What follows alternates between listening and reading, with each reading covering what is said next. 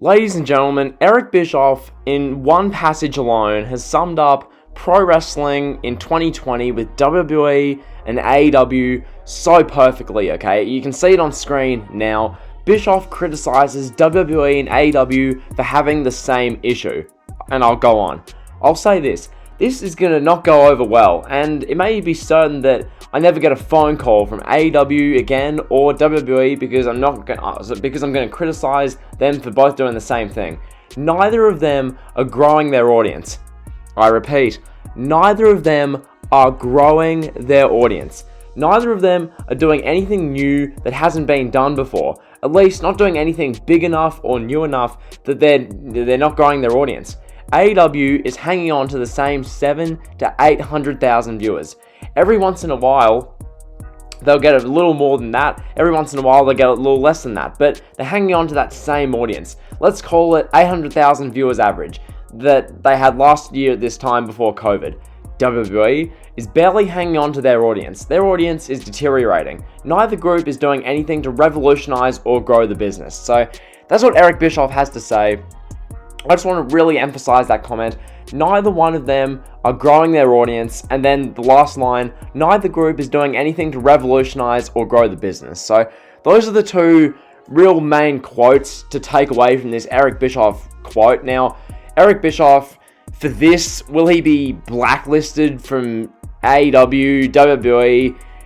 He's basically blacklisted from WWE as is, so that's not really a big deal. AEW, I'll be interested to see going forward whether AEW work with Eric Bischoff anymore, because Bischoff, we remember back to August when Bischoff moderated the Jericho and Orange Cassidy debate. So will Eric Bischoff have a role with All Elite Wrestling going forward because of this statement? I think he should. This statement's fairly harmless. It's not scathing. It's a very fair, objective, unbiased assessment. So that's what he said.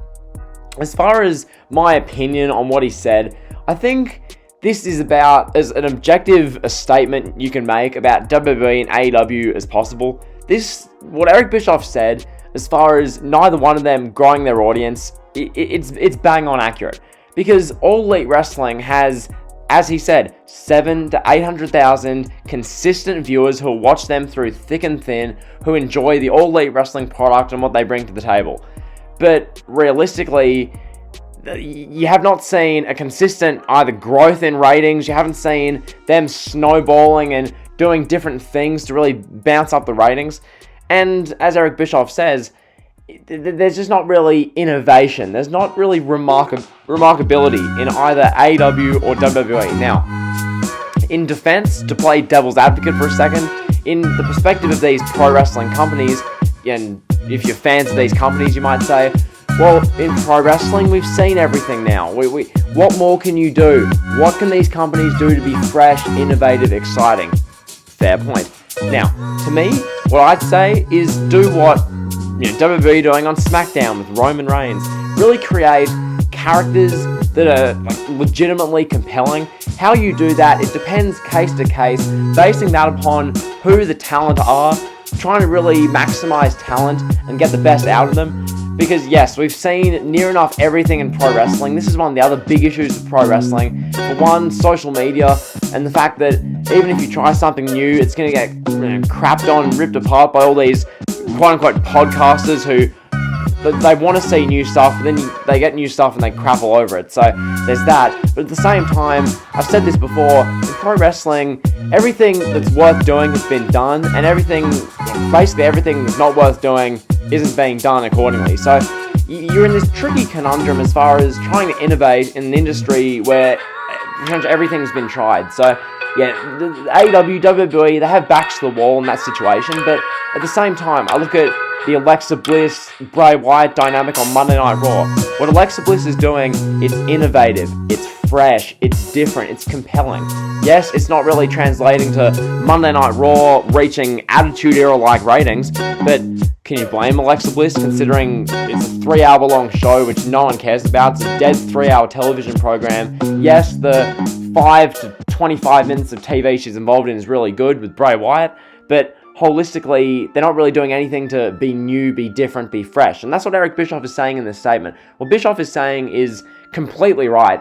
It's completely factual. It's completely accurate. I've been saying this for a long time now. Pro wrestling, as I just said, it's in a weird position because basically everything's been done, and it's as if, I mean, for WWE, they're not trying nearly enough to try and resurface their audience, because for what WWE has, the production, the talent, the name power, the brand, like when people think pro wrestling and wrestling, they think WWE.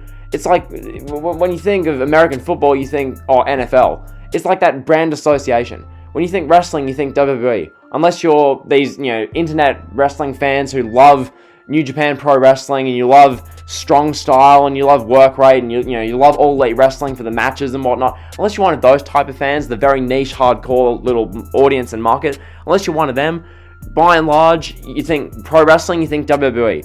And what are WWE doing? They're, as Eric Bischoff says, they're deteriorating their audience. They're pushing a certain few guys really well: Roman Reigns, Jey Uso, Alexa Bliss, and The Fiend, and to a lesser extent Drew McIntyre. And then everyone else is just kind of going through the motions. You take a new call-up, they get their 3-week run, and then Vince McMahon loses interest in them, and then they become just a random enhancement talent like Matt Riddle or Aleister Black. So you have that kind of stuff going on with WWE, not really doing any captivating storylines, any storylines that really drive and move the needle, because, as I said, Roman Reigns on SmackDown, he's captivating, compelling, doing some of the best wrestling work I've seen in Lord knows how long. And then meanwhile on Raw, you've got Alexa Bliss and The Fiend. So you have things on either show. But as I've talked about, WWE, it's too much content. There's not enough consistency with who they push. It's just, there's a 3-hour Raw show, and then it feels like there's no continuity on it. You could watch 1 week, and then 2 weeks later, be watching literally a rerun of the show 2 weeks ago, and pretty much nothing's changed. Or you could just watch a show, and it's completely different 2 weeks later, and nothing makes sense. Which doesn't happen as much, but it still happens. So it decentivizes WWE, it decentivizes you to watch them, and as a result, pro wrestling's audience, as Eric Bischoff said, is 700,000 to 800,000 viewers for All Elite Wrestling. It's 1.6, 1.7 million viewers for Raw, maybe a 1.8 after a pay-per-view. That's going down, and in off weeks and in December, that's going to be about 1.5, 1.6. So those are the Raw ratings. SmackDown, because of Roman Reigns and the fact that there's 2 hours on Fox, it's about 2.1, 2.2, 2.3, anywhere around there. So those are the numbers they're working with. As far as what these companies can do, All Elite Wrestling, I look at their product, they're really targeting that, the in-ring loving, that type of audience. The in-ring loving, politically correct wrestling fan, that's the kind of audience they're targeting. Not as much of a raunchy type product, because AEW, they have their, obviously the agendas, trying to please minority groups and please all these people so they don't offend anyone, because Tony Khan wants to be in the good books of everyone, that kind of thing, because he's one of the boys, so to speak. So All Elite Wrestling, with that kind of product, it has their 700,000 to 800,000 viewer audience, and because they don't have the WWE brand name, they're not really going to go up much from that, since they're not really doing anything to really enhance the product. Which, what can AEW do to really build their audience? With the talent they have, not a ton of the guys. MJF can probably do some stuff that would build up, new viewers. I don't know, Jericho, he brings in numbers, but is Jericho, I don't know, it's a tricky one with All Elite Wrestling, it's a tricky one with WWE, well, not as much, but it's tricky with AEW. What you can do to bring in new viewers when the emphasis of the product is longer matches, which, given the shorter attention spans of fans nowadays, people just, in the casuals, the mainstreams, the non-wrestling fans, they're not being lured into that. So, I don't know, yeah. That's basically been the video. Leave down below what you think of Eric Bischoff exposing AEW and WWE and the biggest fall that's going on in pro wrestling at the moment. Hopefully you guys have enjoyed the video.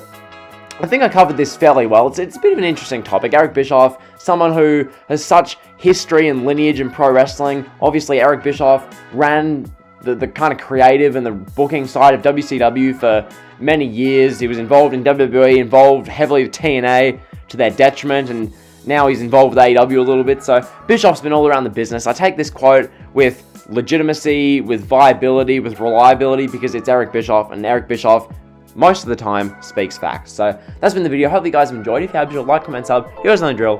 See ya.